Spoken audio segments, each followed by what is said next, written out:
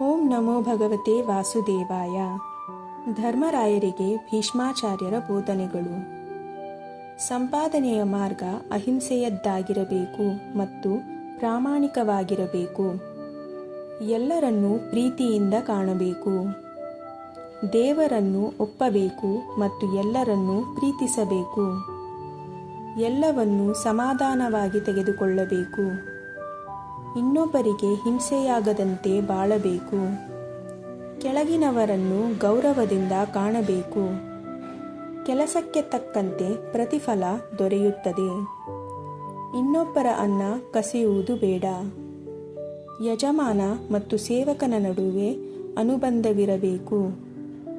ಜೊತೆಗಿರುವ ಜೀವ ನೊಂದರೆ ನಮ್ಮ ಬದುಕಿನ ಮೇಲೆ ಪರಿಣಾಮವಾಗುತ್ತದೆ. ಪ್ಲೀಸ್ ಲೈಕ್ ಮಾಡಿ, ಶೇರ್ ಮಾಡಿ, ನಮ್ಮ ಚಾನಲ್ ಸಬ್ಸ್ಕ್ರೈಬ್ ಮಾಡ್ಕೊಳ್ಳಿ, ಮತ್ತೆ ಕಮೆಂಟ್ ಮಾಡಿ. Thank you.